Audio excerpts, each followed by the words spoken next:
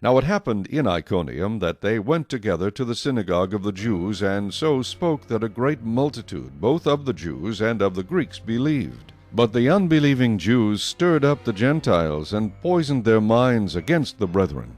Therefore they stayed there a long time, speaking boldly in the Lord, who was bearing witness to the word of his grace, granting signs and wonders to be done by their hands. But the multitude of the city was divided, part sided with the Jews, and part with the apostles. And when a violent attempt was made by both the Gentiles and Jews with their rulers to abuse and stone them, they became aware of it, and fled to Lystra and Derbe, cities of Lycaonia, and to the surrounding region, and they were preaching the gospel there. And in Lystra a certain man without strength in his feet was sitting, a cripple from his mother's womb, who had never walked. This man heard Paul speaking. Paul, observing him intently, and seeing that he had faith to be healed, said with a loud voice, "Stand up straight on your feet." And he leaped and walked. Now when the people saw what Paul had done, they raised their voices, saying in the Lycaonian language, "The gods have come down to us in the likeness of men." And Barnabas they called Zeus, and Paul Hermes, because he was the chief speaker. Then the priest of Zeus, whose temple was in front of their city, brought oxen and garlands to the gates, intending to sacrifice with the multitudes. But when the apostles Barnabas and Paul heard this, they tore their clothes and ran in among the multitude, crying out and saying, "Men, why are you doing these things?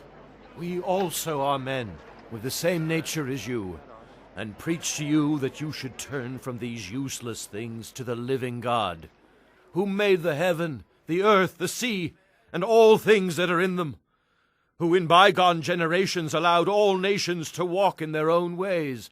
Nevertheless he did not leave himself without witness, and that he did good, gave us rain from heaven and fruitful seasons, filling our hearts with food and gladness." And with these sayings they could scarcely restrain the multitudes from sacrificing to them. Then Jews from Antioch and Iconium came there, and having persuaded the multitudes, they stoned Paul and dragged him out of the city, supposing him to be dead. However, when the disciples gathered around him, he rose up and went into the city, and the next day he departed with Barnabas to Derbe. And when they had preached the gospel to that city, and made many disciples, they returned to Lystra, Iconium, and Antioch, strengthening the souls of the disciples, exhorting them to continue in the faith, and saying, "We must through many tribulations enter the kingdom of God." So when they had appointed elders in every church, and prayed with fasting, they commended them to the Lord in whom they had believed.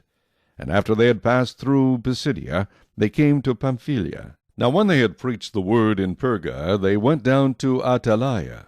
From there they sailed to Antioch, where they had been commended to the grace of God for the work which they had completed. Now when they had come and gathered the church together, they reported all that God had done with them, and that he had opened the door of faith to the Gentiles. So they stayed there a long time with the disciples. Chapter 15.